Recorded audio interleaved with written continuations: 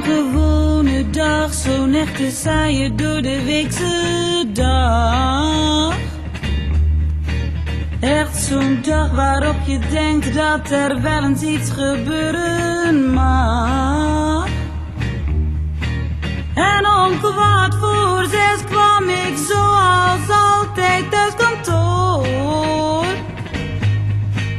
Zoals altijd riep moeder, moet je voeten vegen hoor.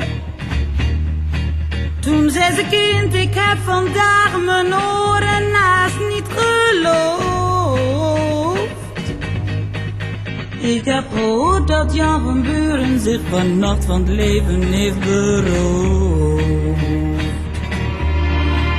Mijn jongste broertje zei: ik vind een zelfmoord wel een groot gebaar. Mama zei: kom gauw aan tafel, want het eten is bijna klaar. Jan was heus een beste jongen, maar zoiets geeft toch geen pas. Zeg kind, wat sta je daar nou toch, neem de soep aan eens van het gas. Vader zei: je mag me flink wat opdoen, want ik verga. Waarom zo'n jongen zich van kant maakt, dat is iets waarvan ik niet versta. Toen kwam mijn oudste broer en moeder zei: wat ben je toch weer laat. Maar hij zei: ik kon er niets aan doen, Piet hield me aan de praat. En als Piet eenmaal praat, nou dan is hij niet meer te remmen. Met Jan en Piet ga ik vanavond in het bosbad een uurtje zwemmen. Toen zei moeder: zet dat zwemmen dan maar weer uit je hoofd. Ik heb gehoord dat Jan van Buren zich vannacht van het leven heeft beroofd. Mijn moeder keek me aan en zei: mijn lieve kind, wat zie je bleek. Waarom neem je niet, je eet toch al zo weinig de hele week.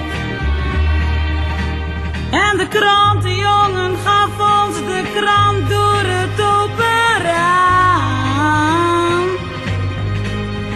Het is waarachtig, zei mijn vader Jan van Buren, daar staat zijn naam. Ik heb het altijd wel gezegd, maar je hebt me nooit geloofd. Maar van de doden niets dan goeds, nu dat hij zich van het leven heeft beroofd. Het is een jaar sinds ik die avond van tafel ben opgestaan. Zonder groet ben ik voorgoed van mijn ouders weggegaan.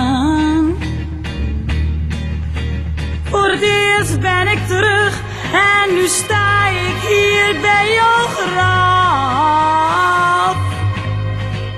En daar lees ik door mijn tranen de naam die je mij niet gaf.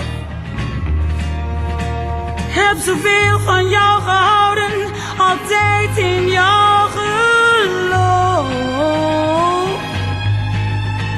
Waarom heb jij jezelf ontleven en mij van het geluk beroofd?